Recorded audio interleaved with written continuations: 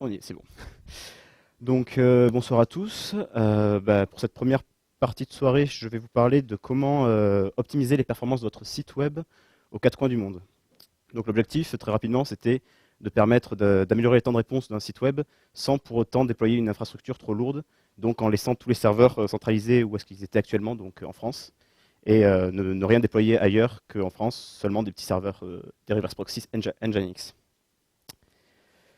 Donc le contexte, c'était un site web qui était historiquement français, et uniquement français, mais il a rapidement connu un développement international. Donc il y a assez rapidement eu des problèmes de performance qui se sont posés pour les utilisateurs qui étaient assez éloignés. C'est un site web qui sert des contenus multimédia, donc c'est des images statiques, des vidéos, mais également des chats en live et du streaming. Donc avec plusieurs technologies pour servir ces différents contenus.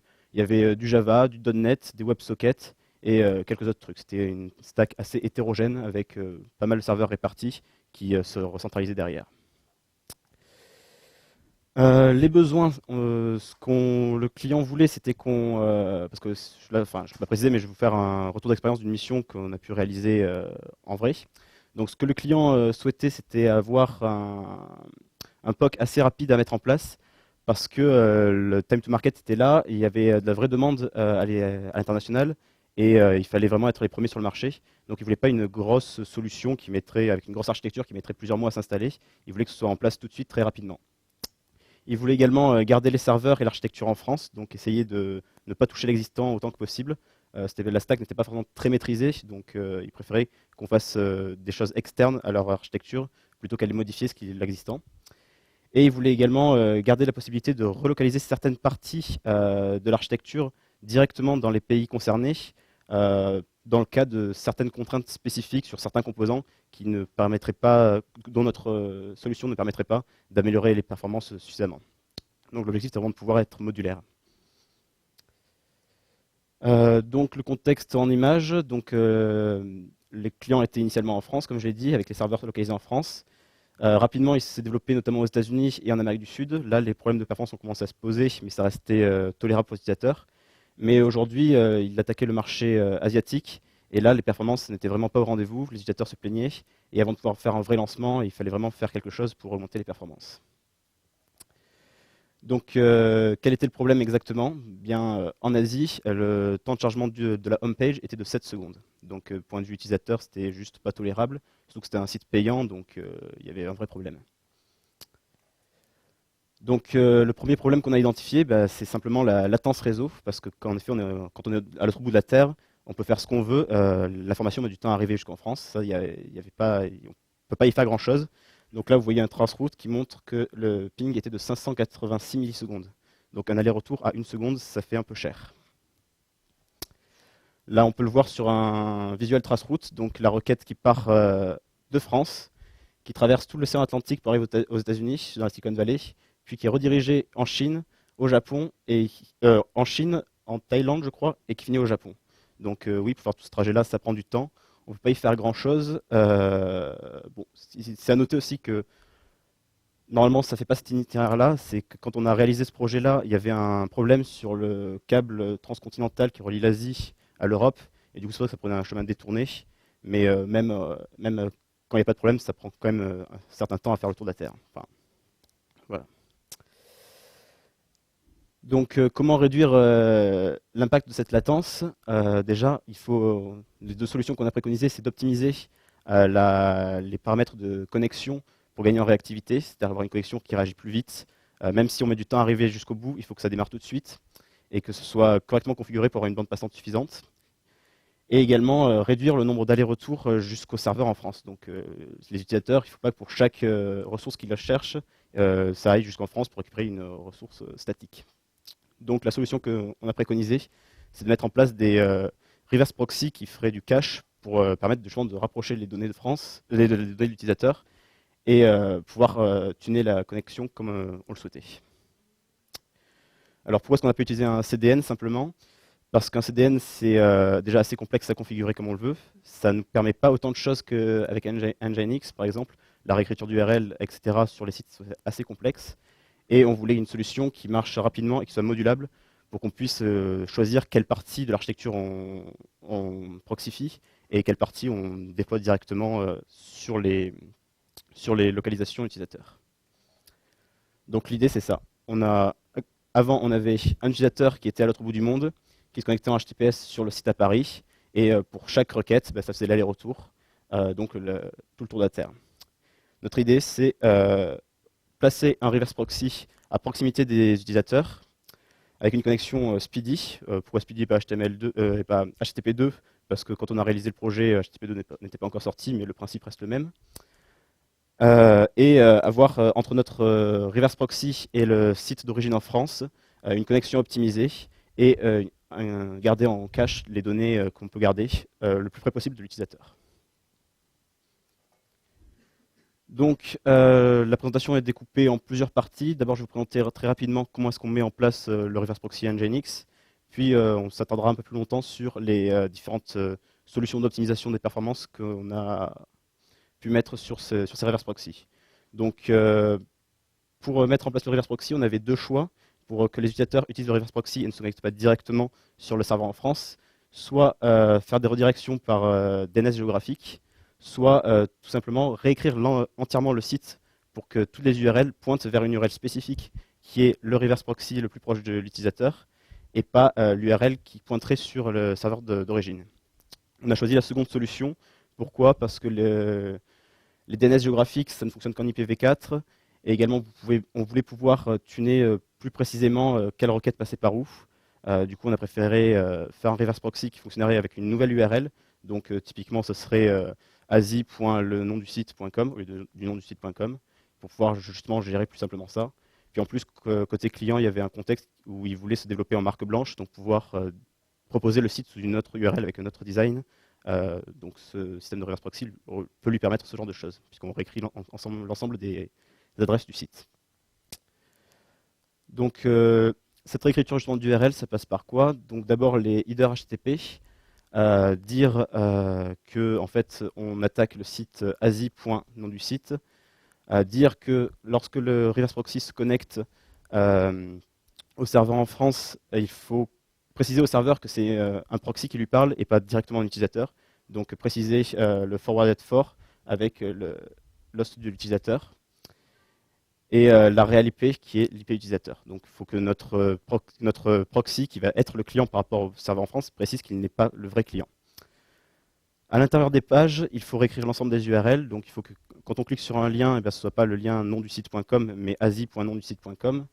Donc là, Nginx propose un module built-in qui le fait, mais il ne fait pas grand-chose. C'est-à-dire que ce module-là ne permet d'avoir qu'une seule regex de remplacement. Du coup, c'est assez limité dès qu'on a des URL un peu complexes avec des sous-domaines, etc. Du coup, heureusement, la force de Nginx, c'est qu'il n'a pas grand-chose par défaut, mais il a pas mal de modules de la communauté utilisateur, donc notamment le module HTTP Subs module qui fonctionne comme celui d'Apache. Mais c'est un module assez expérimental, il y a des bugs, pas mal de regex qui ne passent pas, donc il faut trouver des moyens de contourner, d'écrire des regex bien moches, bien longues pour contourner certains bugs. Il ne faut pas oublier de réécrire les URL dans tous les scripts, même les relatives, et ne pas oublier également les cookies de domaine, c'est-à-dire que les sessions fonctionnaient par cookies, par exemple, et du coup le reverse proxy ne détectait pas les cookies du site original, puisque l'URL ne matchait pas. Donc il faut réécrire également dans les cookies. Enfin, comme je l'ai dit, c'était un site qui proposait du streaming, notamment des chats vidéo. Donc là, il faut également faire en sorte que les flux passent par notre reverse proxy et ne contactent pas directement les serveurs en France. Donc ça passe par l'upgrade de la connexion HTTP. Donc dans Nginx, c'est assez simple à configurer. Il suffit juste de préciser que notre connexion, on veut l'upgrader.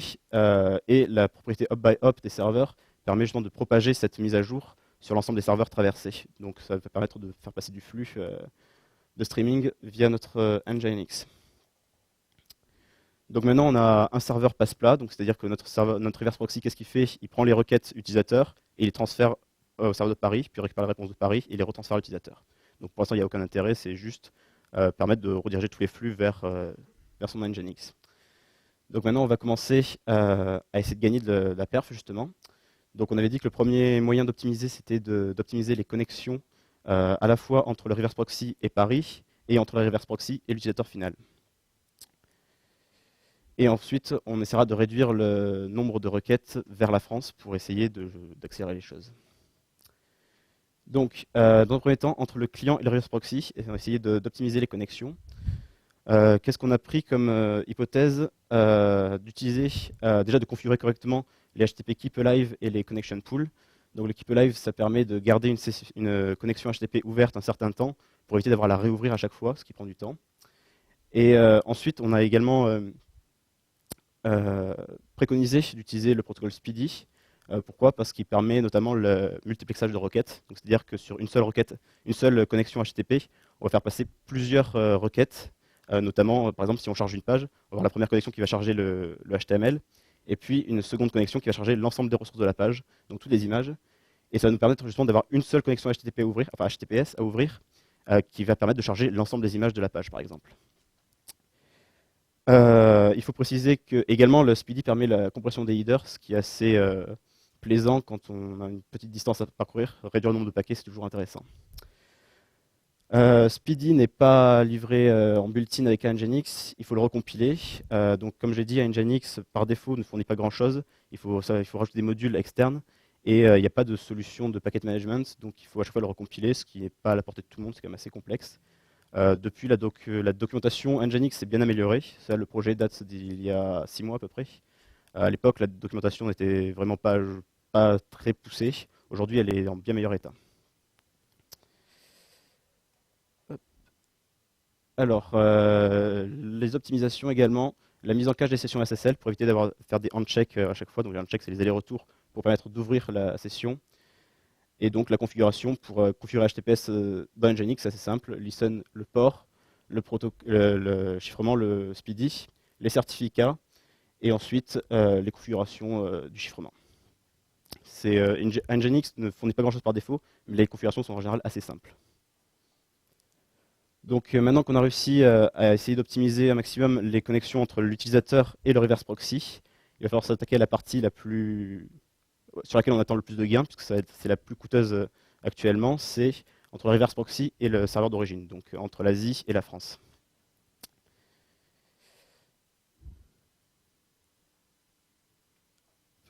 Alors, d'abord HTTP versus HTTPS. L'ensemble du site est en HTTPS parce que c'est un site bien. Du coup, ce qu'il faut savoir sur HTTPS, c'est que ça fonctionne bien en faible latence, mais en très haute latence, on arrive très rapidement à des performances qui se dégradent parce que le HTTPS implique de faire un check pour vérifier les certificats, se mettre d'accord sur le protocole, etc. Donc ça implique plusieurs allers-retours. Et quand on a un aller-retour qui coûte 500 millisecondes ou une seconde, bah, très rapidement on arrive à une page qui se charge en plusieurs secondes, forcément. Du coup, notre préconisation là-dessus, on a essayé un peu de tuner les paramètres SSL pour gagner du temps. On n'a pas gagné grand-chose. Donc, c'était carrément de supprimer le HTTPS, de passer en HTTP classique pour éviter justement ce handshake très coûteux. Et en compensation, on est passé par un tunnel VPN justement pour garder cette sécurité. Donc, c'est-à-dire qu'on passait du clair sur un tunnel chiffré. Donc, ça, c'était une ouverture uniquement pour nos reverse proxy côté serveur de Paris sur le VPN. Ensuite, l'optimisation TCP. Donc, il faut savoir que le protocole TCP, qui nous permet justement de gérer l'envoi des paquets, a un système qui s'appelle la TCP Congestion Avoidance. Le principe, c'est entre deux serveurs, on ne connaît pas la capacité du réseau qui est au milieu, puisqu'on passe par plusieurs serveurs qui vont servir de proxy au milieu. Et du coup, pour tester cette capacité de bande passante, on va envoyer des paquets petit à petit. On va commencer tout doucement en envoyant un paquet. Puis si le paquet passe, on envoie 2, 3, 4, jusqu'à trouver l'optimal de bande passante pour éviter de la perte de paquets. Notre problème, nous, c'est qu'on est en Asie, on contacte la France. Si le réseau ne réagit pas tout de suite, ça va commencer à nous coûter cher. Du coup, l'objectif, c'était d'augmenter le nombre de paquets initiaux qu'il envoie. Donc, par défaut, sur les serveurs Linux 2.6, la fenêtre de congestion est réglée à 3, donc c'est-à-dire 3 fois la charge utile de la bande passante du paquet. Sur les Linux 3.0, c'est 10. Nous, on était sur une ancienne version, du coup, on a pareil passé la fenêtre de congestion à 10 pour essayer de gagner justement en réactivité. Ensuite, le paramètre Slow Start After Idle. Ce paramètre est lié à la fenêtre de congestion, puisque c'est la durée de temps sans utilisation avant laquelle TCP va se remettre à cette fenêtre fermée avant de pouvoir la rouvrir.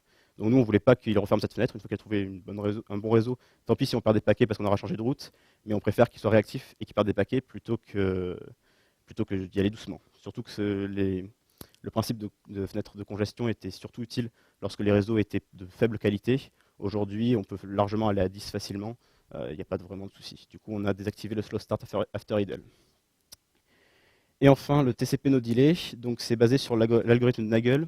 Le principe, c'est qu'un paquet TCP, c'est 40 octets d'entête directement. Du coup, si la charge utile est très réduite, genre 1 octet, et bien en fait, on envoie énormément de données pour très peu de données utiles. Donc le principe, c'est essayer de mettre en buffer les données avant de les envoyer. Donc très basiquement, comment c'est l'algorithme de Nagel? C'est je reçois une donnée envoyée, un octet, je l'envoie tout de suite, et j'attends son retour. Et en attendant le retour de l'acquittement, je mets en buffer toutes les données qui arrivent ensuite. Et dès que je reçois le retour, je renvoie toutes les données d'un coup, en un minimum de paquets. C'est très bien pour réduire le volume de données envoyées, puisqu'on on augmente la charge utile en réduisant le nombre de leaders. Mais dans notre cas, on voulait de la réactivité, du coup on a désactivé ça et on envoie les données au fur et à mesure. Donc maintenant, on a fini d'optimiser les connexions. Ce qui nous a principalement fait gagner du temps, c'est de passer de HTTPS à HTTP, puisque là on évitait pas mal d'allers-retours, très coûteux. Le reste était un peu du fancy, histoire de gagner un peu de réactivité quand les connexions sont très peu. C'est-à-dire que s'il y a très peu d'utilisateurs qui se connectent, souvent la connexion TCP se fermait, puis il fallait la réouvrir. Ça coûtait un petit peu, mais pas grand-chose. Mais c'est vraiment le passage de HTTPS à HTTP qui nous a fait gagner pas mal de temps. Donc maintenant qu'on a essayé d'optimiser le réseau comme on pouvait, on va essayer de rapprocher les ressources de l'utilisateur pour éviter de faire des round trips jusqu'en France pour chaque ressource. Donc, dans un premier temps, la mise en cache côté utilisateur. Donc, on parlera pas, pour l'instant, on ne parlera pas du reverse proxy, mais uniquement du navigateur utilisateur qui met en cache les données. Ce qu'il faut savoir, c'est que notre client, enfin, l'architecture qu'on auditait était assez spéciale. C'est-à-dire qu'il y avait eu historiquement, pour des raisons historiques, ils avaient tout simplement désactivé tout le cache côté utilisateur. Donc, pour chaque requête, l'ensemble des ressources étaient rechargées depuis le serveur. Concrètement, ça donne quoi? Ça donne les headers de cache qui étaient mis pour que le navigateur sache qu'il ne devait rien mettre en cache. Et puis, pour être vraiment sûr qu'il n'y avait pas de cache, dans les URL des ressources statiques, il y avait des numéros aléatoires qui étaient rajoutés. Comme ça, il n'y avait aucun souci, c'était jamais mis en cache. Et puis celui qui mettait en cache, il mettait en cache des données à chaque fois de plus en plus. Donc, comment est-ce qu'on a remédié à ce problème-là quand on l'a vu? Grâce à notre reverse proxy, on a réécrit les URL pour les ressources statiques en supprimant tout simplement les numéros aléatoires qu'on détectait. Donc ça se fait avec le module de réécriture d'URL qu'on a déjà utilisé. Et ensuite en réécrivant les headers, expires et cache control sur des valeurs plus classiques. Donc rien que cette optimisation qui nous a pris à peu près une demi-journée à faire, on a déjà gagné 50% de temps de chargement. On est passé de 8 secondes à 4 secondes. Pour des pages, évidemment, des pages qui sont rechargées plusieurs fois, puisque la première fois, on reste à 8 secondes, puisqu'on n'a pas encore de cache côté utilisateur. Ensuite, le cache au niveau du reverse proxy. Donc là, le but, c'est de rapprocher les ressources de l'utilisateur. Comment ça fonctionne? J'avais mis la conf exacte utilisée, parce qu'à l'époque où j'ai fait la presse, la documentation Nginx n'était vraiment pas claire. J'avais pas mal galéré à trouver les paramètres optimaux. Aujourd'hui, vous pouvez lire la conf, c'est bien expliqué. Mais grosso modo, vous précisez juste l'endroit sur le file system où vous voulez le stocker. Si les fichiers temporaires, vous voulez les mettre avec ou sans. Et après, les différentes tailles, ça c'est à tuner en fonction du site optimisé. Une option intéressante, Proxy Cache Revalidate, c'est une option qui va permettre au reverse proxy d'ajouter un header qui va autoriser le client à demander si les ressources ont été modifiées. C'est-à-dire que le client a un cache côté navigateur, son cache expire, il veut savoir si la ressource est vraiment expirée ou pas, donc il va rajouter le header if modified since ou if non match, qui va permettre justement de demander au reverse proxy est-ce que la ressource a été modifiée. Si elle n'a pas été modifiée, le reverse proxy va juste lui dire non, c'est bon, tu peux la garder en cache encore longtemps. Donc là, quand on tape là-dessus, on a toujours un aller-retour serveur, puisque le client doit vérifier que le cache est toujours bon, mais on n'a pas de chargement de ressources derrière, donc on gagne en bande passante. Supprimer également côté reverse proxy, il faut supprimer les headers expires et cache control. Et la gestion du cache périmé, ça permet lorsqu'un client se connecte au reverse proxy, si la ressource stockée sur le reverse proxy mis en cache côté reverse proxy n'est plus à jour et que le reverse proxy doit aller se mettre à jour sur le serveur en France, plutôt que de dire au client bah, attends, je vais la chercher en France la ressource, nous on préfère lui fournir une ressource périmée et aller chercher et entre-temps aller chercher la nouvelle ressource en France pour les utilisateurs suivants. Donc ça nous permet de gagner pas mal de temps, puisque en fin de compte, une image ou quelque chose comme ça qui est périmée, il y a peu de chances que ce soit réellement périmé. Donc si un utilisateur a une image qui vient juste d'être périmée, c'est pas très grave. On lui fournit la périmée et en asynchrone, on va chercher la ressource en France. Ça fait gagner pas mal de temps d'un point de vue utilisateur. La seule chose à noter là-dessus sur Nginx, c'est que la manière dont c'est codé, donc c'est vraiment dans le code source que c'est fait comme ça, c'est que le premier utilisateur qui se connecte et qui demande cette ressource spécifiquement qui est périmée, lui, il va attendre l'aller-retour jusqu'en France. C'est les utilisateurs suivants qui se connectent qui vont pouvoir avoir la ressource périmée directement. Donc c'est pas vraiment logique, c'est codé comme ça. C'est la même chose dans Apache. Il n'y a que EasyGate et Varnish qui permettent une vraie gestion asynchrone de cette gestion de cache périmée. Donc c'est fait comme ça, c'est dans l'architecture. Voilà. C'est juste à savoir, parce qu'on s'est posé pas mal de questions sur pourquoi est-ce que le premier utilisateur, lui, restait coincé. Donc maintenant, on a réussi à rapprocher les ressources de l'utilisateur. Donc c'est déjà pas mal, on fait moins d'aller-retour. On fait d'aller-retour que pour la requête initiale qui va chercher la page HTML, qui elle est dynamique, qui ne peut pas être mise en cache. Et après, toutes les ressources, images, vidéos, etc., sont plus proches. Donc après avoir chargé le HTML, on a les ressources qui se chargent tout de suite. Maintenant qu'on a mis en place nos deux axes d'amélioration qu'on avait identifiés, on va essayer de tuner un petit peu Nginx pour gagner encore un petit peu de temps là où on peut. Donc il faut savoir que sur Nginx, les valeurs par défaut sont des valeurs par défaut. Ce n'est pas des valeurs optimales, ce n'est pas forcément des valeurs très réfléchies non plus. Donc il faut vraiment regarder toutes les valeurs qu'il y a pour essayer d'adapter au mieux à notre contexte. Par exemple, la compression gzip, par défaut, c'est à 1. Donc nous, vu qu'on traverse la moitié du monde, on aimerait bien le traverser avec peu de paquets. Du coup, on la configure directement à 6. Ici, on active le gzip qui n'est pas activé par défaut.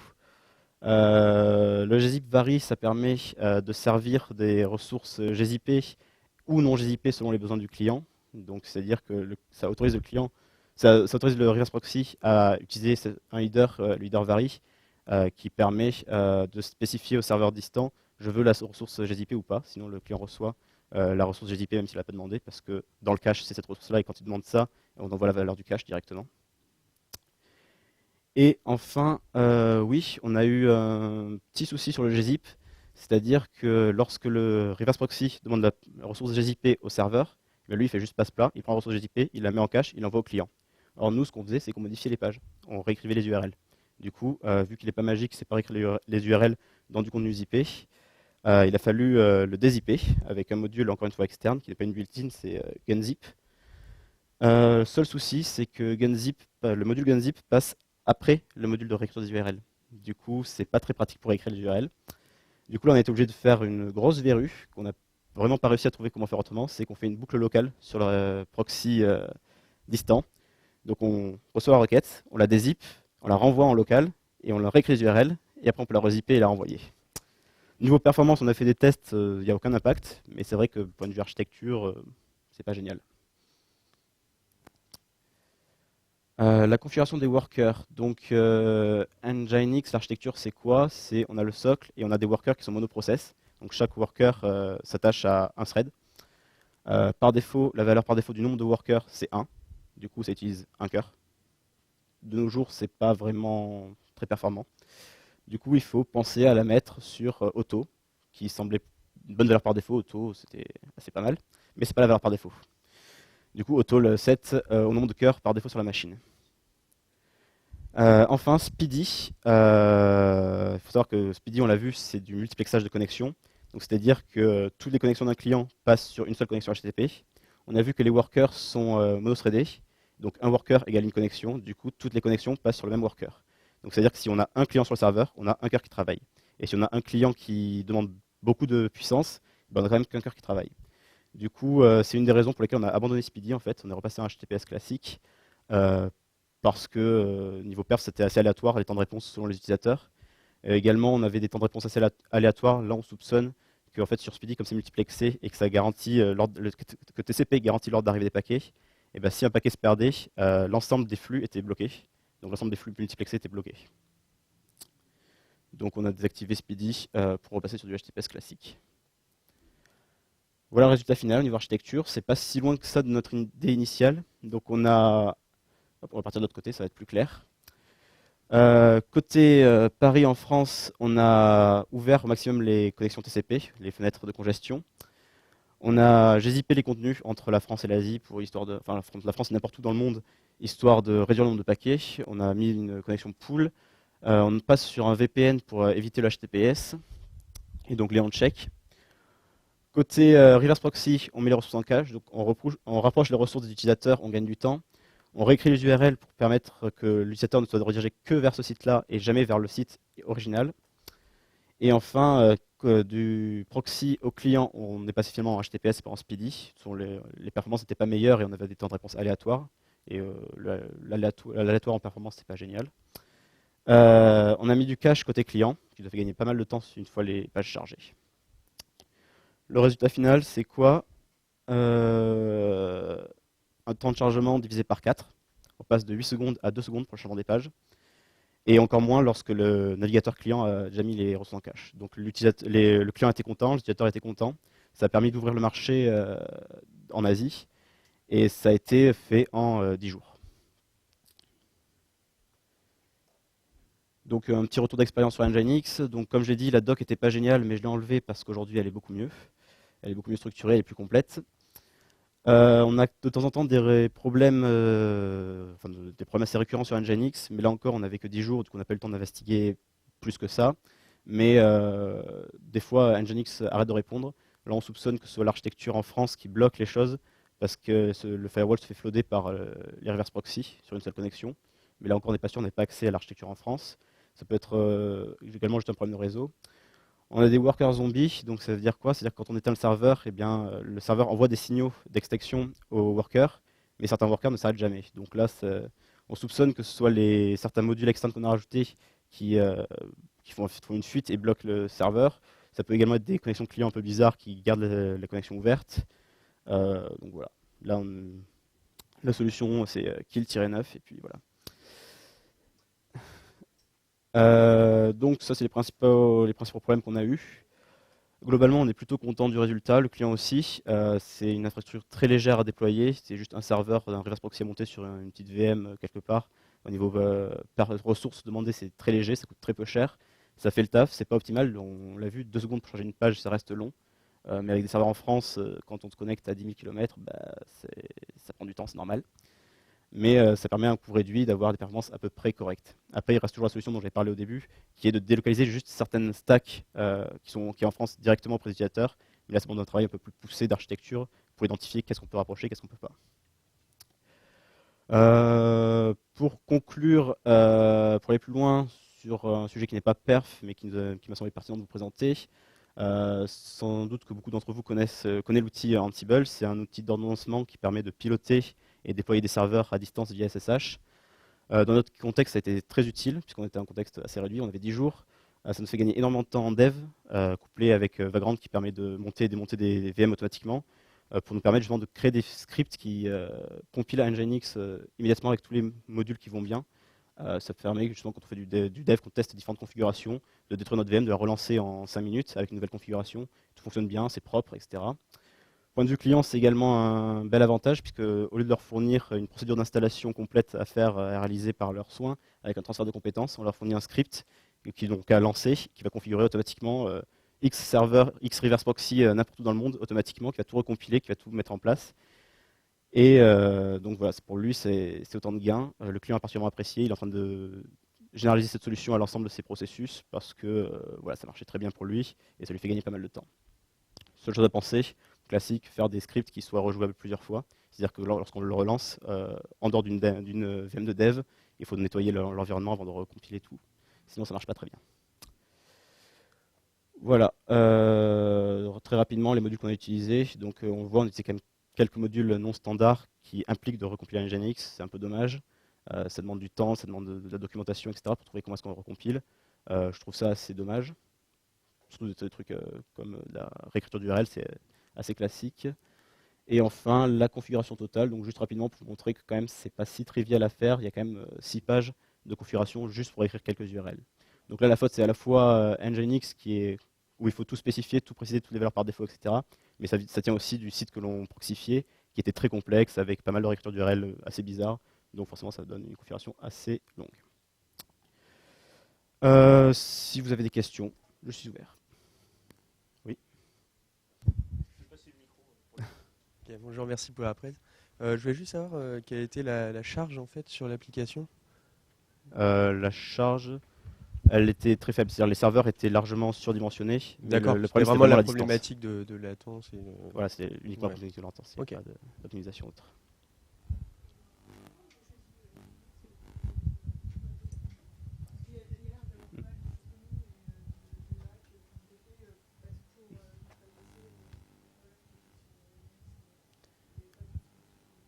Alors la question c'est pourquoi est-ce qu'on a choisi Nginx plutôt qu'autre chose, parce que c'était encore assez route et pas vraiment défriché. Parce que justement on voulait défricher le terrain, voir ce que ça donnait en conditions réelles.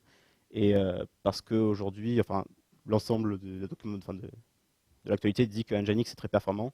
Nous on voulait quelque chose de performant, on a testé ça. Donc après ça fait le taf, ça le fait de manière compliquée et complexe. C'est pas, pour nous c'est pas encore un outil totalement mature, mais qui fait le travail. Donc voilà. On n'a pas fait honnêtement, on n'a pas fait de benchmark entre du Apache et du Nginx, mais voilà, ce qui nous intéresse, c'était le support Speedy qu'on avait là, et qu'on n'utilise pas finalement en effet, mais voilà. Je t'attendais. Je t'ai vu hocher la tête plein de fois. Ouais, en fait, j'ai toujours pas compris pourquoi vous n'avez pas pris le CDN.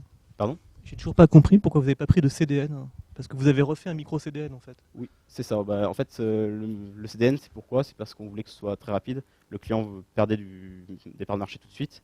Et on voulait également pouvoir le configurer au plus près avec pouvoir délocaliser des modules directement sur notre serveur de reverse proxy, des modules non proxifiés. Donc, et également pouvoir réécrire l'ensemble du site. Donc ça, c'est possible à faire en CDN, mais ça aurait été plus complexe, ça aurait pris plus de temps à déployer.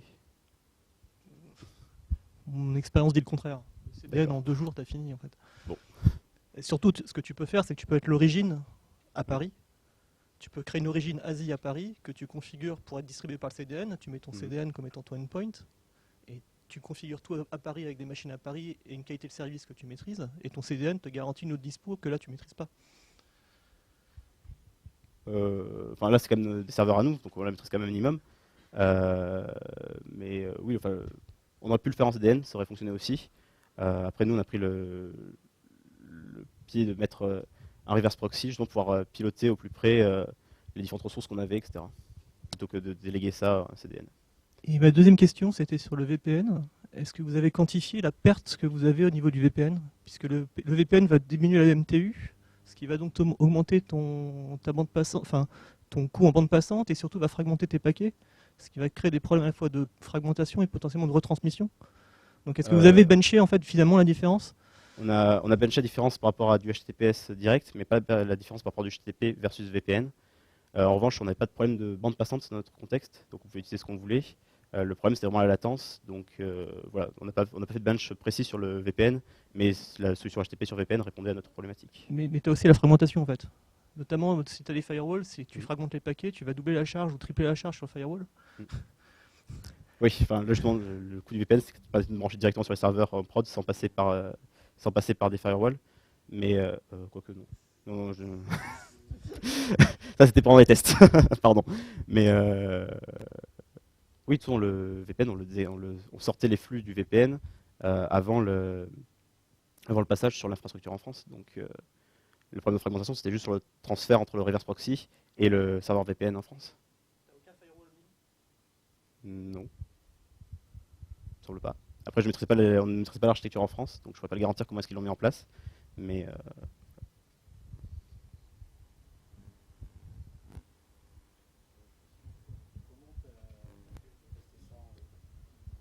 oui. Alors pour tester en local, donc la question c'est comment est-ce que j'ai pu tester en local le reverse proxy avant de le déployer en Asie. C'est comme j'ai dit, j'utilisais Vagrant qui est juste des VM en fait, et je le faisais sur des VM locales pour me connecter sur le serveur en France. Du coup au niveau perf, je ne pouvais pas bencher les perfs en temps réel puisque moi-même j'étais à Paris proche des serveurs, mais ça m'a permis de mettre en place l'architecture. Et ensuite, je le déployais sur les serveurs nazis pour faire des tests de perf. Donc tu Quand je teste la vision nazis, c'est-à-dire tu testes le temps que ça prend si j'étais en France. on avait des accès en Asie. Enfin, les tests, on les faisait pas en dev, on les faisait une fois qu'on avait fini un dev, on testait les performances. Et pour ça, on avait accès à des machines en Asie où on pouvait faire des tirs de perf depuis l'Asie, oui. Donc tir de perf classique, soit utilisateur au clic, soit via Apache Benchmark ou Gatling, assez classique.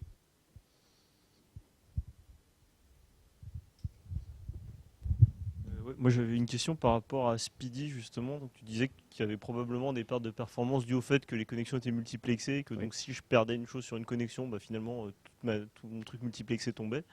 C'est un truc qui serait aussi valable en HTTP2 si j'ai compris que c'était un peu la suite de Speedy. Donc déjà, cette hypothèse-là, ça reste une hypothèse, on l'a pas testée, on n'a pas, Ouais. pu la tester en Je sais pas, concret. c'est en c'est fait- valide Raphaël ou Euh, donc c'est un risque. Oui, D'accord. c'est lié au protocole TCP qui est en dessous de la couche HTTP. Donc le protocole TCP, lui, il connaît pas. Lui, il assure juste que tous les paquets sont transmis. Du coup, Ouais. s'il manque un paquet, ça bloque tout le pool de connexion, en fait. D'accord. Donc est-ce que ça veut dire qu'il y a un trade-off entre le nombre, enfin la quantité de multiplexage que tu fais pour éviter ce genre de problème ou enfin. Ouais.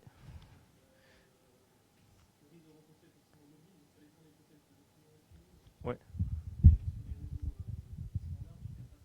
Oui, non, ça va, oui.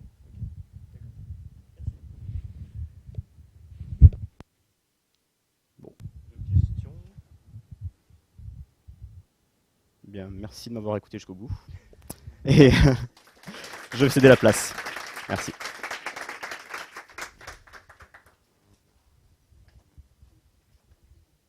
Hop là.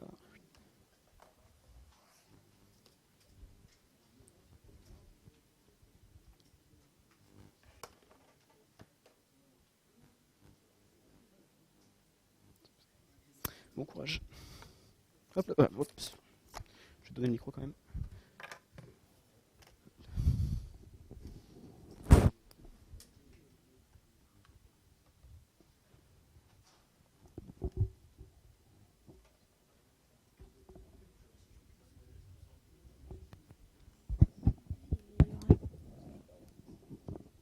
Tu veux que ça marche.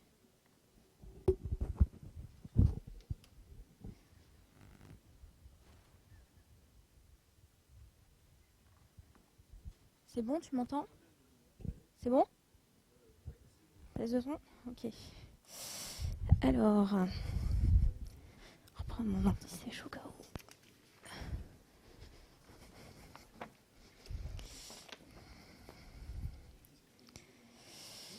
Alors,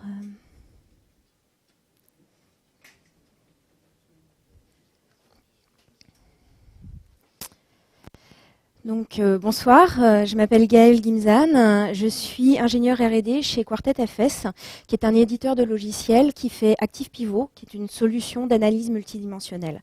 C'est le genre d'outil qui permet, par exemple, à un trader de la Société Générale de recalculer ses risques à la seconde qui suit une modification du marché, ou bien qui permet à la FNAC de recalculer ses prix en fonction des prix des concurrents et de l'affluence sur son site. Donc ce qui va nous intéresser dans cette présentation, c'est que c'est une base de données en mémoire qui gère des très gros volumes de données avec de grosses contraintes au niveau performance et qui est écrite en Java. Donc pourquoi Java ?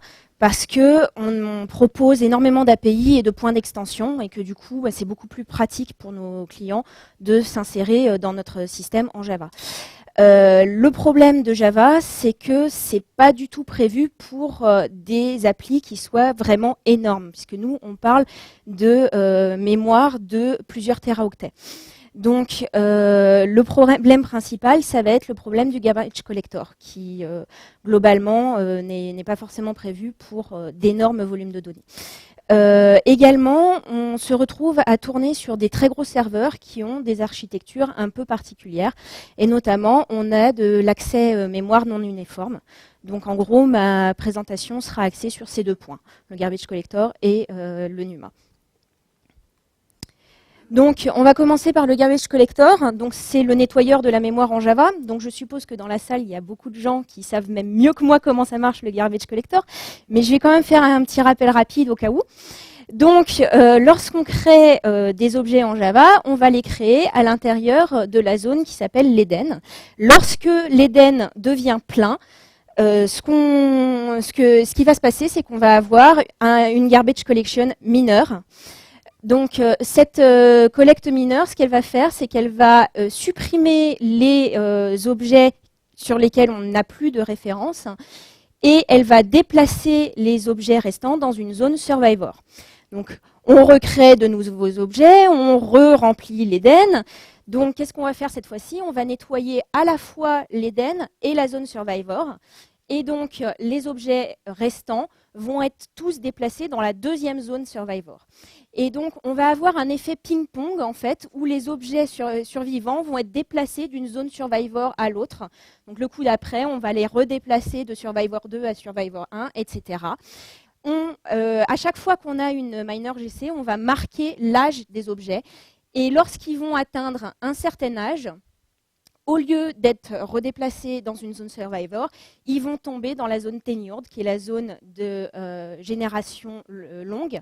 Et donc là, le système de nettoyage est un peu différent et va varier en fonction des implémentations des garbage collection d'ailleurs.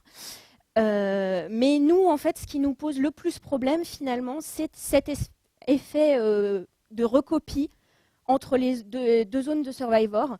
Parce que quand on est sur une base de données, en fait, on a énormément de données qui sont persistantes. Donc, elles vont arriver une fois quand on va faire un update ou quelque chose. Et puis, finalement, elles vont faire un effet ping-pong un certain temps dans les deux zones de survivor avant qu'on se rende compte que finalement, c'est une donnée persistante. Il faut arrêter de la recopier, quoi. Donc, on va faire beaucoup de recopies pour, au final, ne pas libérer de place.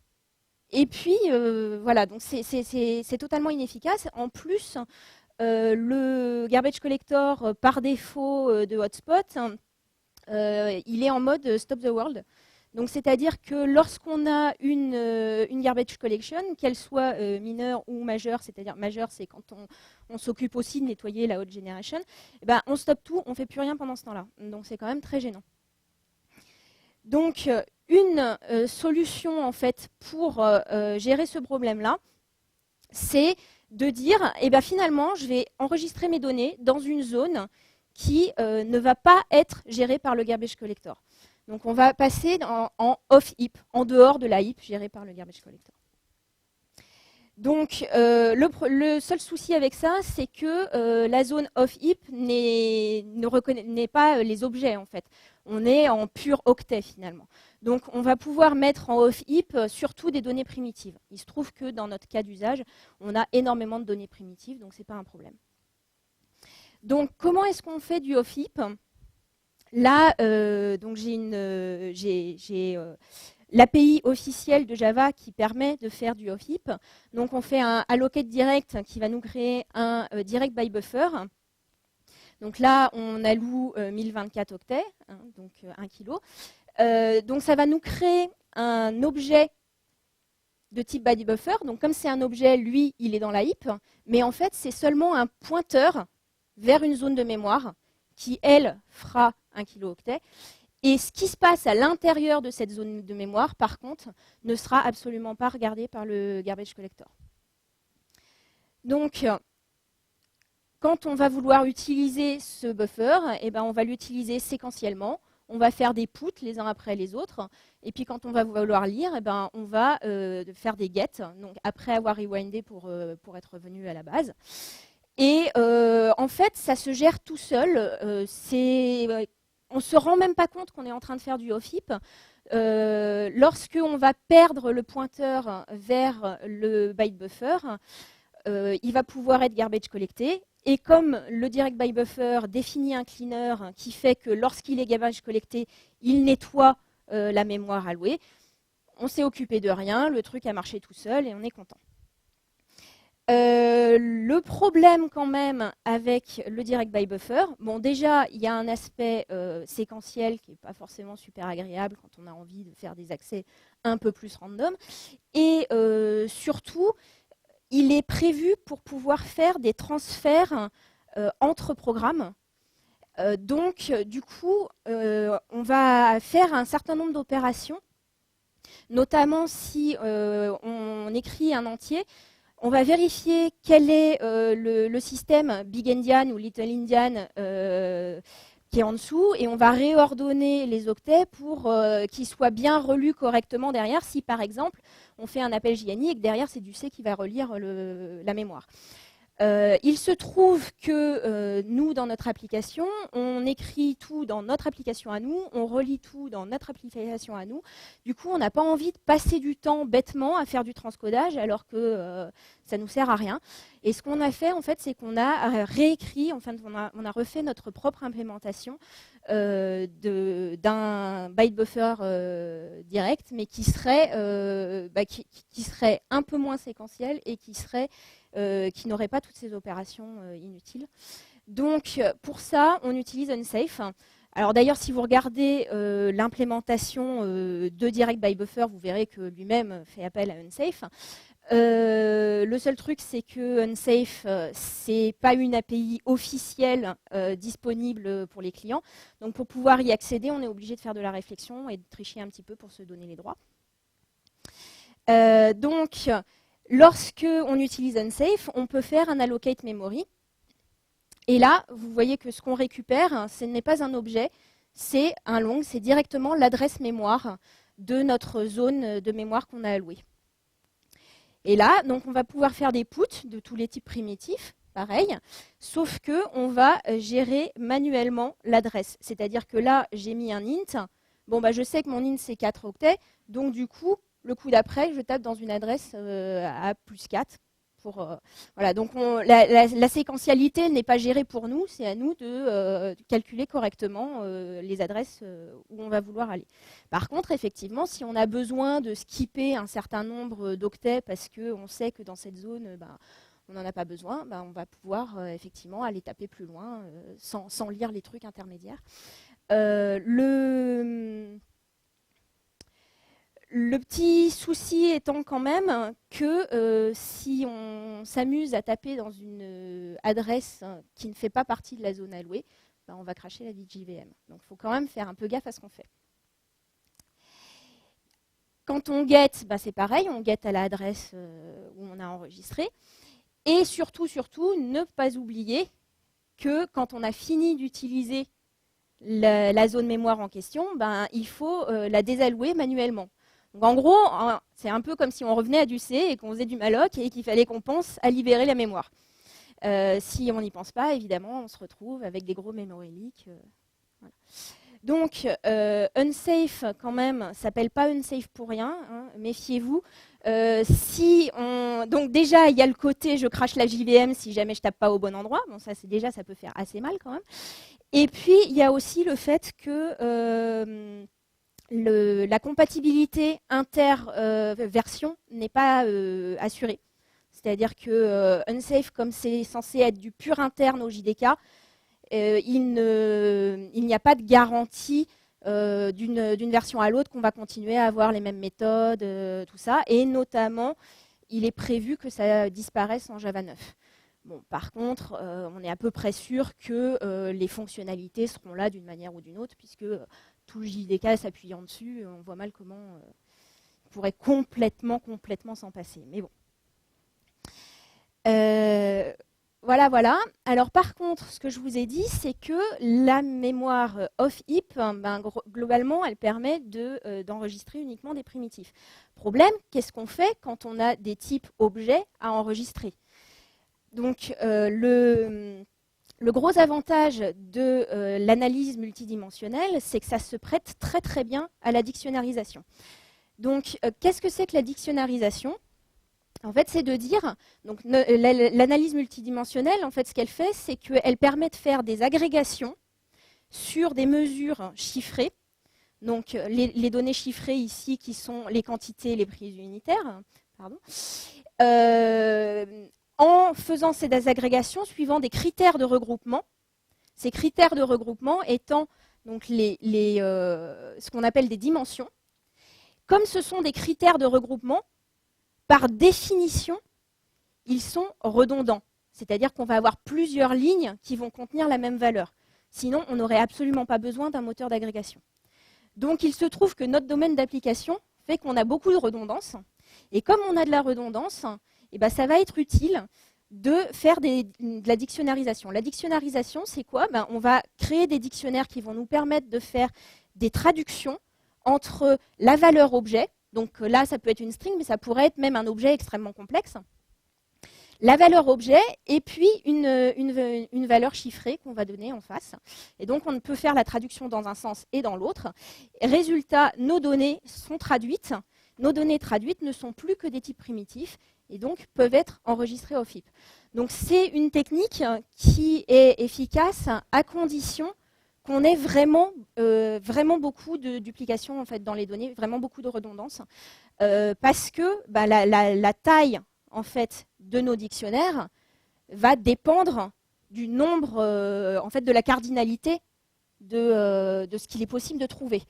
Et comme ces dictionnaires contiennent des objets, ces dictionnaires-là, on les garde dans la heap. Il y a uniquement les données dictionnarisées qu'elles, on va pouvoir mettre off heap. Donc effectivement, si finalement chaque ligne a une valeur différente, notre dictionnaire va être immense et donc on n'a strictement aucun intérêt à dictionnariser. Par contre, si on a énormément de redondance, là, ça va devenir très intéressant. Donc, maintenant que j'ai parlé de off-heap, je vais vous parler de NUMA. Donc, on tourne sur des très gros serveurs qui ont des architectures particulières. C'est-à-dire qu'au lieu que tous les processeurs tapent dans une seule mémoire et que du coup, y ait de la contention au niveau de l'accès mémoire, et ben en fait, on va avoir chaque processeur qui va taper dans sa propre mémoire. Et donc, ça va être beaucoup plus rapide. Sauf que, de temps en temps, le processeur qui est là, il a envie de taper dans des données qui sont dans la mémoire là. Et là, ça va être beaucoup plus lent. Donc, tout le but de la programmation qui tient compte du fait qu'on est sur du NUMA, ça va être de rapprocher le plus possible les données et les traitements. On appelle ça la colocation des données et des traitements. Donc, pour que, en fait, un processeur travaille le plus possible sur les données qui sont très proches de lui.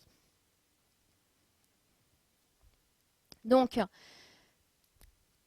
prenons l'exemple d'un enregistrement d'achats qui sont faits dans des magasins. Donc, on va décider de partager nos données sur nos différents nœuds NUMA. Donc, on va faire du partitionnement. Pour faire ce partitionnement, on va décider de quelles données nous permet de faire le partitionnement. Donc là, je dis que c'est un seul champ, ça pourrait être une combinaison de champs. Mais enfin, globalement, par un système de hashing, on va décider dans quelle partition on va mettre nos données. On va donner du coup l'enregistrement à faire à un thread qui sera responsable de la partition spécifique dans laquelle ma donnée va devoir arriver. Après, quand on va faire une requête, donc là, par exemple, je demande le chiffre d'affaires, donc la multiplication du prix unitaire par le nombre sur tous les fruits et légumes pour chacun des magasins. Qu'est-ce que je vais faire? Je vais interroger chacune de mes partitions. Chaque partition va faire une requête partielle uniquement sur les données qui la concernent, donc avec un thread ou plusieurs threads d'ailleurs qui sont posés à côté des données. Du coup, je vais pouvoir calculer des résultats partiels et ensuite, j'aurai plus que le merge à faire au niveau de là où on a posé la question initiale. Donc, ces données, les données qui sont ici pré-agrégées vont être de faible taille. Et donc, les transferts mémoire, on en aura forcément à un moment ou à un autre, mais on va essayer de limiter au maximum la quantité de données qu'on transfère d'un nœud à un autre. Donc, comment est-ce qu'on fait pour s'assurer qu'on a des threads qui sont responsables de certaines partitions et qui vont rester sur leur nœud? En fait, on fait appel à des librairies natives. Donc, sous Linux, on a libnuma. Sous Solaris, on a liblgrp, qui sont des librairies qui nous permettent de dire « je veux que le processus soit reste coincé sur tel processeur, et point, il n'en bouge pas. Donc, en fait, on va avoir des thread pools, un thread pool par partition, et ensuite, dans ces thread pools, la première opération de chaque thread, ça va être de se placer sur le nœud qui a été affecté à la partition sur laquelle il travaille. Et quand on fait de l'allocation de mémoire FIP, par défaut, systématiquement, l'allocation de mémoire se fait sur la mémoire qui est la plus proche du processeur qui a fait la demande d'allocation. Et donc, du coup, on se retrouve en localité. Donc, finalement, c'est un peu comme si on faisait de l'architecture distribuée, sauf que c'est sur une seule machine. Donc, ça, c'est la théorie. Ensuite, on a fait des expériences. Notamment, il y a Bull qui a été intéressé par notre approche et qui nous a prêté un bullion en accès VPN pendant 1 mois. Donc, on a pu faire un certain nombre de tests. Donc, qu'est-ce que c'est un bullion? C'est 4 méganœuds qui sont chacun composés de 4 nœuds NUMA. Donc, chacun des processeurs a 256 Go de mémoire, donc il y a 1 Tera par méganœud. Et on a un vrai effet NUMA, puisque pour aller d'un méganœud à un autre, on a 4 fois plus de temps d'accès à la mémoire que si on réussit à rester en local. Donc l'effet NUMA est quand même assez fort. Donc on a fait une expérience dans laquelle on a simulé une application de trading et on a essayé de remplir la machine au maximum. Donc comme la machine a 4 téraoctets de mémoire, évidemment on n'a pas tout pris parce qu'il faut de la place quand même pour l'OS, tout ça, mais on est monté aux alentours de 3 Tera et demi. Donc on a commencé par essayer de voir est-ce qu'on arrive avec 3 Tera et demi de HIP pur à faire tourner le truc. Et en fait, on n'a jamais réussi. C'est-à-dire que rien que pour le loading, on a réussi à monter à 2500 gigas, ce qui est quand même déjà pas mal. Mais là, on est tombé en full GC. Et le full GC, il a pris 10 heures. Enfin, on l'a arrêté au bout de 10 heures parce que, voilà. Par comparaison, la même quantité de données, enfin, même pas la même quantité de données, puisque c'est plus de données, puisque là, on a réussi à charger nos plus de 3 Tera. En off-HIP, quand on avait un full GC, il prenait 3 secondes. Donc, voilà. Donc, comme quoi, passer en off-HIP, ça vaut vraiment le coup. Ensuite, on a essayé de regarder l'influence du NUMA. Donc, en fait, suivant les requêtes, on n'avait pas les mêmes effets. Mais globalement, sur l'ensemble des requêtes qu'on a testées, on avait du x1,5 à x3 en temps de requêtage si on désactivait le placement NUMA des processus. Donc en gros, tout ça pour vous dire que Java, c'est super, c'est du run everywhere, tout ce qu'on veut. On a tendance à dire on écrit une seule fois l'application et puis derrière, peu importe la machine sur laquelle ça tourne, ça va tourner pareil. En fait, c'est pas vrai. C'est vrai en termes de ça va donner les mêmes résultats, mais c'est pas du tout vrai en termes de ça va donner les mêmes perfs. Et du coup, ça vaut le coup, quand on a des architectures un peu particulières, d'en tenir compte dès le moment où on code. Voilà, puisque tenir compte du NUMA, typiquement, là, ça fait vraiment des vraies différences en termes de perf. Alors, les chiffres en termes de durée absolue ne veulent plus dire grand-chose, parce que la machine sur laquelle on a travaillé était quand même assez vieille déjà. Donc on peut s'attendre à des perfs nettement meilleurs sur des machines plus récentes. Là, c'était vraiment l'exercice pour voir quelle est la différence quand on prend compte la problématique NUMA sur une très très grosse machine. Faut savoir que depuis, on a fait des tests sur d'autres machines, notamment un M632 qui nous a été prêté par Oracle, où là on a carrément 16 Tera de mémoire. On se retrouve avec d'autres types de problématiques parce qu'on a aussi notre HIP qui gonfle.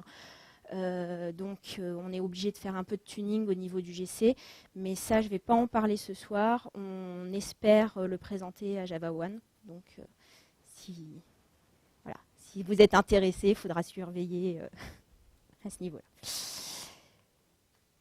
Voilà. Donc, je suis prête à répondre à vos questions. Wouh. Alors, j'ai pas bien compris si l'affinité de trade que tu faisais sur ton NUMA, enfin si l'affinité vis-à-vis du NUMA se faisait au niveau process ou au niveau trade. Tu as parlé de librairies différentes sur Linux, etc. Est-ce que je lance autant de process, chacun étant en affinité sur un cœur, du coup, chacun sur un NUMA, ou est-ce que c'est à l'intérieur de la JVM, je lance plusieurs C'est threads? dans la JVM. Comment? Il n'y a qu'une seule JVM. Il n'y a qu'une seule JVM que tout. Et c'est dans la JVM, ton premier, en fait, dans ton thread, ta première opération, c'est un appel JNI à ta librairie Là, pour créer native l'affinité, quoi. pour créer l'affinité. Alors, Et ton thread va rester bloqué sur le processeur que tu as défini. Alors justement, le blocage du cœur, j'ai lu ou j'ai vu des trucs un peu bizarres où sur les kernels Linux, ils étaient obligés de faire un patch pour justement garantir que on soit prévenu si par hasard le kernel avait décidé de migrer un thread d'un cœur vers un autre. Alors est-ce que vous avez constaté ça et quel serait l'impact? Alors, l'impact, effectivement, serait énorme pour nous, puisque, par contre, on ne l'a pas constaté. D'accord. Alors, j'ai d'autres questions.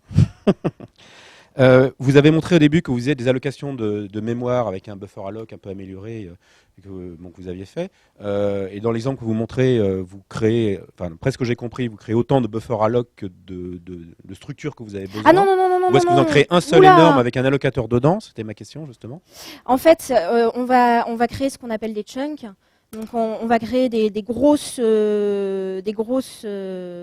Zone mémoire. Et zones mémoire, et après, on allouez va dedans. aller mettre dedans. D'accord, ok, ouais. donc ça c'était une bonne chose. Et il y avait un autre truc également, c'était comme dans ce que vous avez montré, qu'il y avait différents NUMA qui récupéraient, qui faisaient des calculs intermédiaires, puis après vous agrégez les données.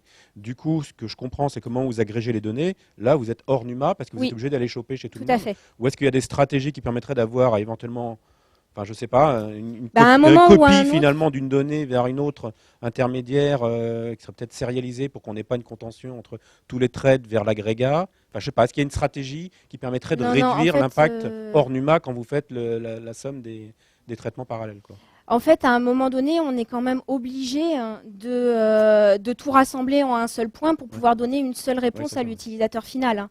Donc le but, c'est que ce rassemblement de données soit un rassemblement de données les plus petites possibles. Ouais, C'est pour vous jouez ça sur la qu'on dit taille, hein, d'accord. on fait d'abord toutes nos agrégations en local, et puis ensuite le merge, c'est une opération toute petite. Mais forcément, à un moment donné, on n'a pas le choix, alors on se retrouve à agréger, à remerger remerger les tous nos résultats partiels en fait. Très bien, merci beaucoup.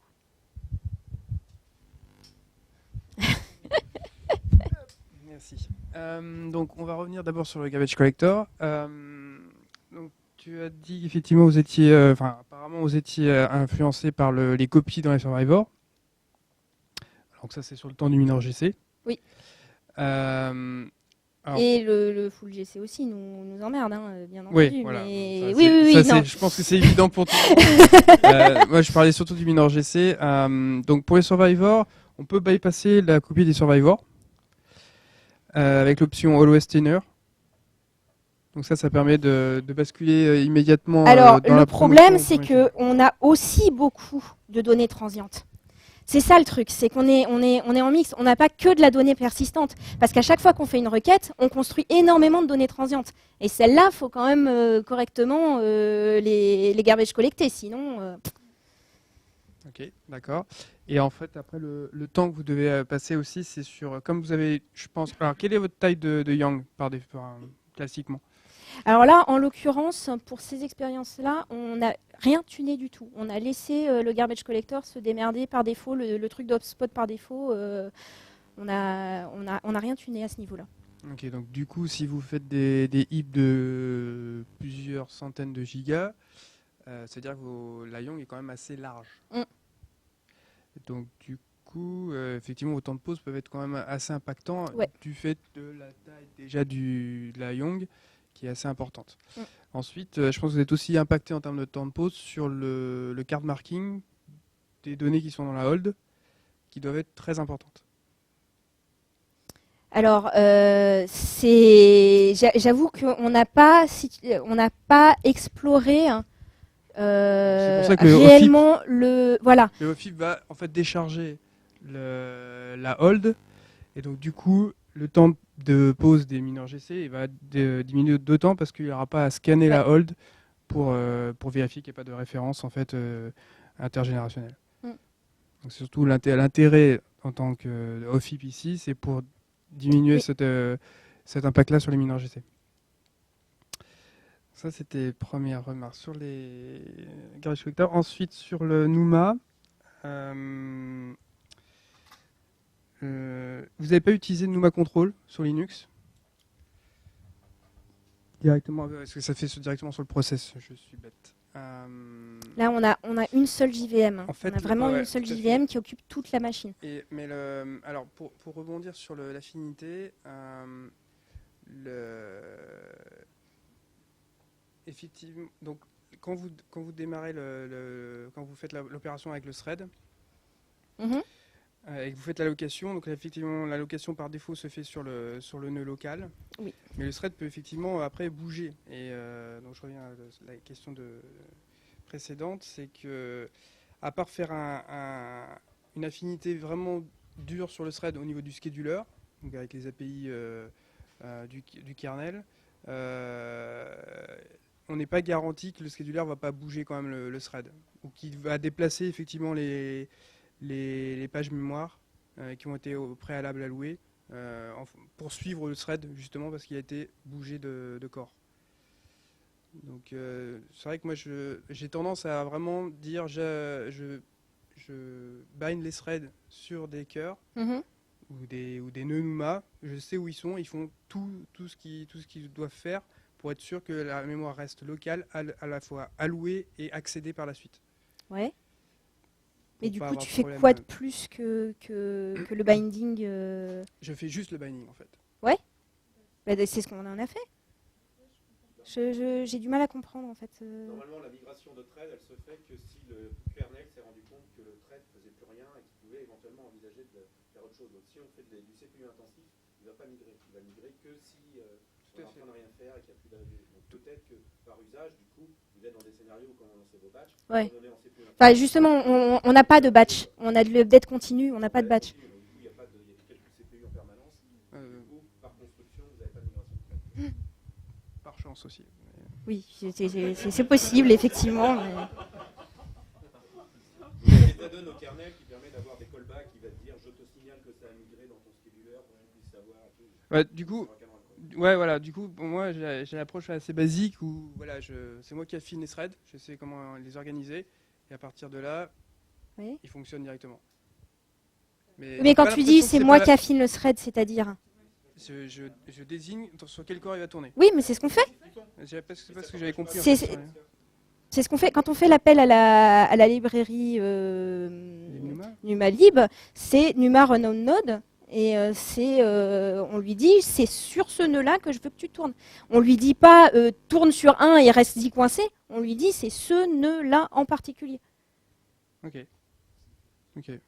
Moi, je fais directement l'appel sur l'affinité, en fait. C'est-à-dire que je désigne les cœurs. Alors après, ça peut être l'ensemble de cœurs qui correspond à un nœud, mais c'est directement ça, quoi. Et c'est peut-être similaire. Hein. Je connais pas cet appel-là, mais... J'ai juste l'impression que il n'était pas forcément fixé dessus, quoi. Mais, en tout cas, c'est le but de cette librairie. Hein, donc, Okay.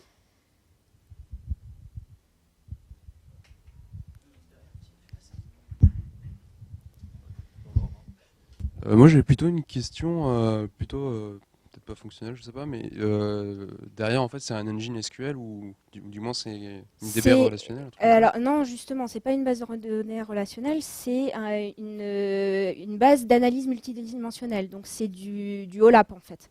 Donc le système d'interrogation, c'est du MDX. D'accord. Mais du coup, vous avez quand même besoin de faire des relations entre les données ou pas? Alors, en fait, le principe du CubeOLAP, c'est qu'on va tout mettre à plat. C'est-à-dire que même si à la base on a des données relationnelles, on va les dénormaliser. Alors, on a, d'ailleurs, les expériences, les résultats que je vous ai montrés, c'est sur du just-in-time. Alors, ce qu'on appelle le just-in-time, c'est que justement, on reste en mode relationnel, où on a plusieurs stores, et on fait les requêtes à la volée.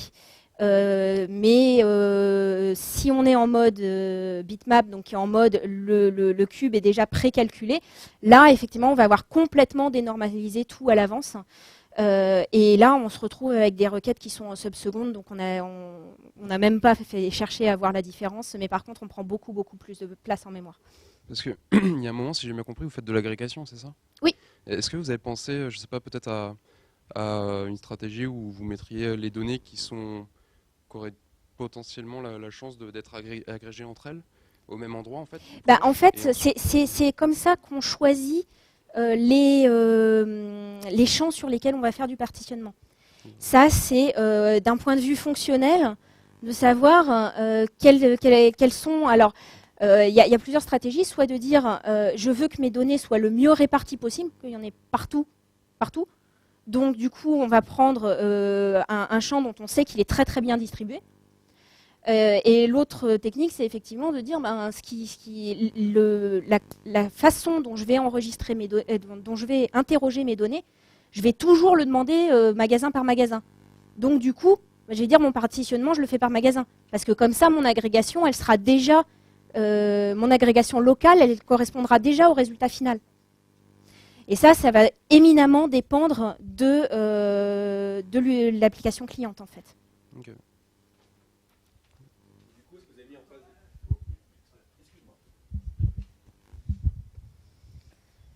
Ma question c'est plus sur la partie OFIP, est-ce qu'il y a des problématiques de fragmentation ou pas quand on utilise justement ça dépend complètement comment tu alloues en fait.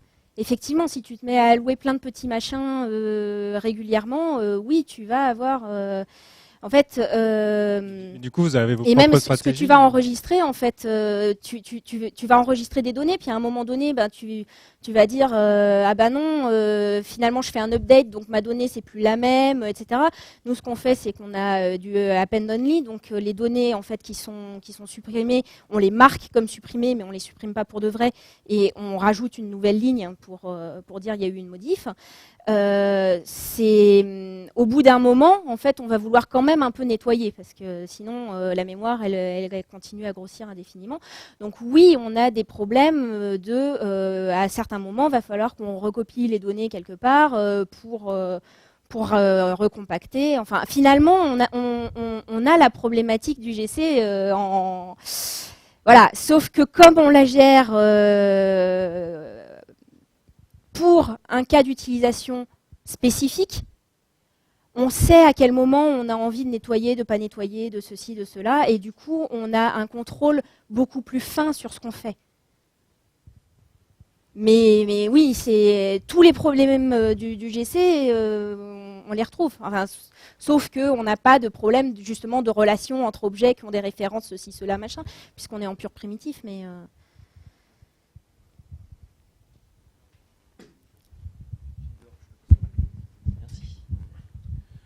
Oui, je voulais savoir si vous avez utilisé également des stratégies pour essayer d'optimiser l'utilisation des lignes de cache, c'est-à-dire plutôt que d'avoir des chunks avec des données qui sont un peu partout et on passe son temps à faire des échecs sur les premiers caches de niveau 1 et 2, est-ce que du coup vous avez défini une stratégie? Là tu évoques du happen only, mais si tu fais que du delta dans les happen only, tu vas passer ton temps à remonter et ton cache de niveau 1 il va être un peu pas optimum. Oui, non mais en fait on s'arrange dans notre façon de lire nos structures de données, effectivement, pour les lire le plus possible de façon séquentielle, pas se retrouver à faire...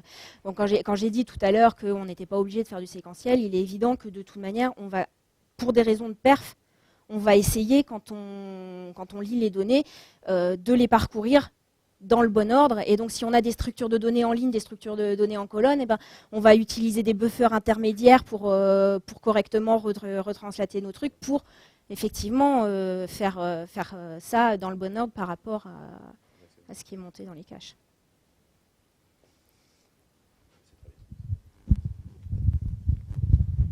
Bonjour, vous avez évoqué dans votre présentation le fait que dans Java 9, il se peut que la librairie unsafe soit changée. Oui. On dit aussi qu'il se peut qu'on n'ait plus des primitifs dans Java 9 et qu'on aura seulement des classes wrappers, que int ne sera plus là, qu'on aura integer par exemple. Et donc, comment vous envisagez de pallier à ce problème par exemple? Alors, moi, j'avais pas entendu parler du coup de la disparition des types primitifs. C'est pas sûr du tout, mais c'est juste. Ça paraît quand même. C'est l'inverse.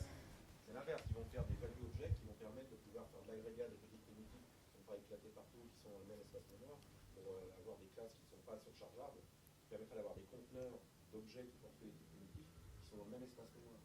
Donc plutôt d'avoir des conteneurs qui ont plein d'objets un peu partout, on aura un seul gros allocateur, du coup des réflecteurs et plein d'affaires, et on aura tous les mêmes objets, les mêmes structures de type primitif qui seront portés dans le même système.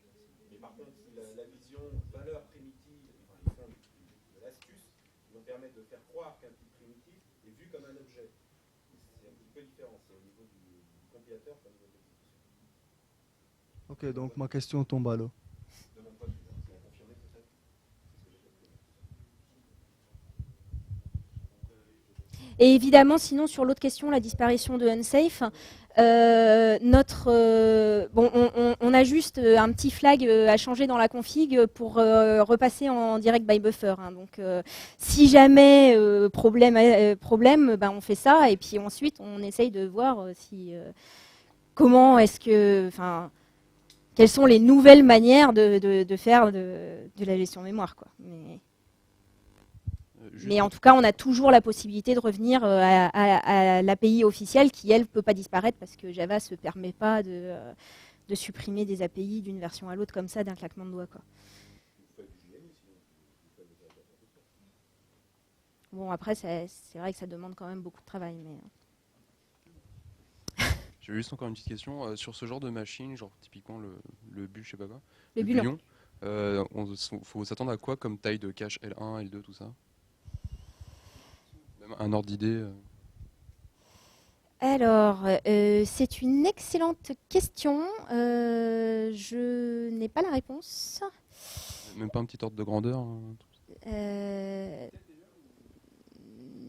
alors, c'est du Xeon, c'est du Intel. Mais... Pardon, ça va pas dépasser le giga, quoi. Ah non. Oh non. Ah non. Ouais, Ah non. Internet, ouais. Non, mais vu qu'on a des terras de mémoire... Non, mais alors déjà, tu as des terras de mémoire, mais en fait, chaque processeur, déjà, lui-même, ne gère que 256 Go. Et non, de toute manière, tes caches, tu peux pas... si tu avais des caches énormes, tu aurais un problème de monter dans le cache qui serait... voilà, c'est pas... C'est juste pour savoir, genre, est-ce que du coup, la grandeur du cache pouvait suivre... Non, c'est du processeur, entre guillemets, normal. Hein.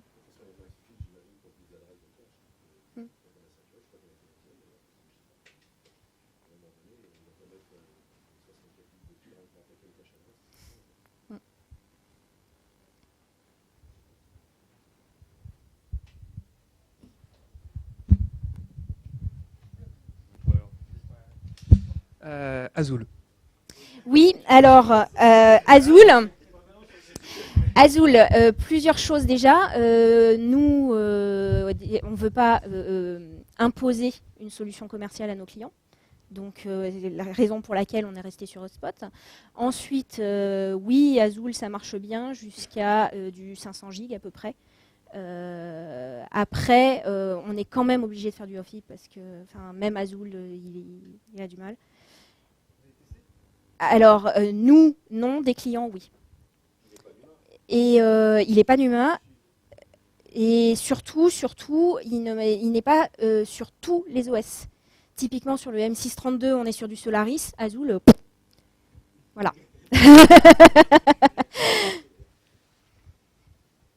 Donc, mais oui, Azul est une des options, notamment pour des applis qui sont grosses, mais pas monstrueuses. Et du coup...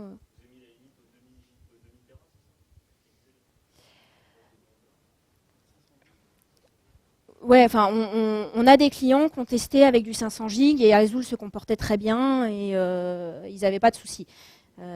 Après, quand ils commençaient à monter au-dessus, ils trouvaient qu'ils avaient des problèmes de baisse de perf. Donc, bon, après, si tu veux, nous, on n'a pas vraiment exploré. Si ça se trouve, il y a deux machins à changer pour que ça marche mieux. Mais comme de toute manière, c'est une solution commerciale que nous ne voulons pas imposer à nos clients, on est obligé d'avoir d'autres techniques pour passer à l'échelle, quoi.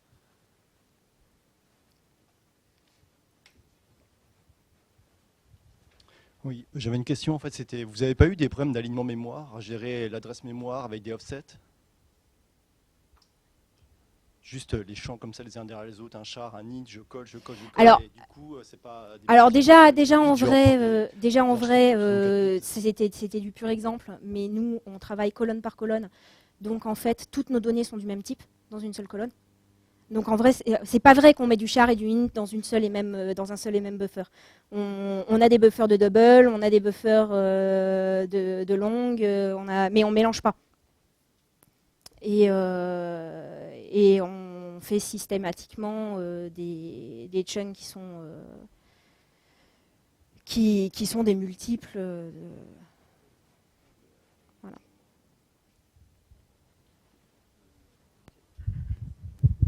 On va dire une dernière question, sauf s'il y a 5 mains qui se lèvent d'un coup. Non, c'est bon. On pourra continuer à discuter, bien sûr. Merci. Alors, du coup, j'ai une double question.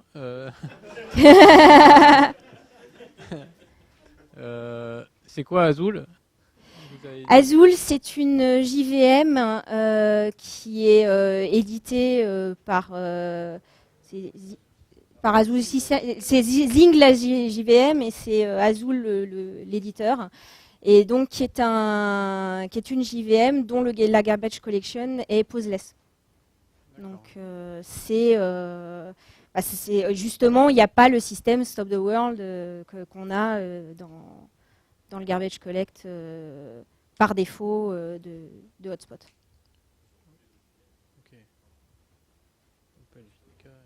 Ouais, alors après, si tu fais du G1, ça va quand même être Stop the World, mais ça va être par petits incréments. Donc ça va être moins pire. Mais bon, c'est... Ouais.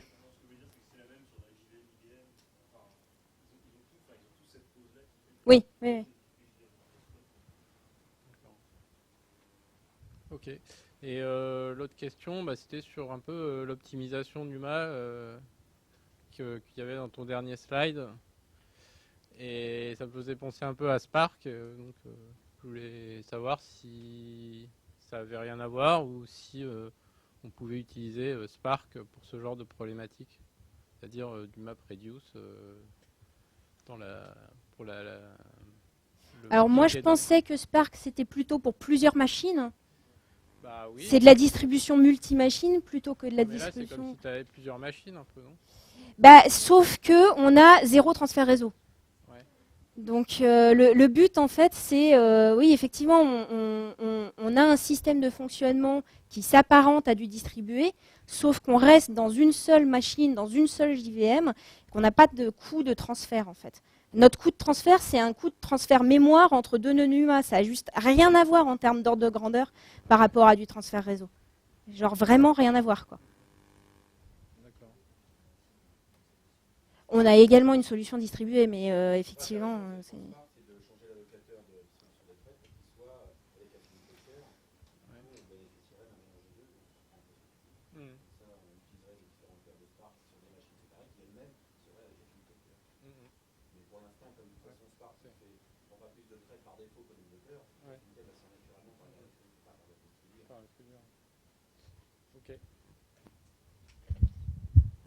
Bon, je vous propose d'arrêter là et de passer à l'apéro parce qu'il commence à faire soif.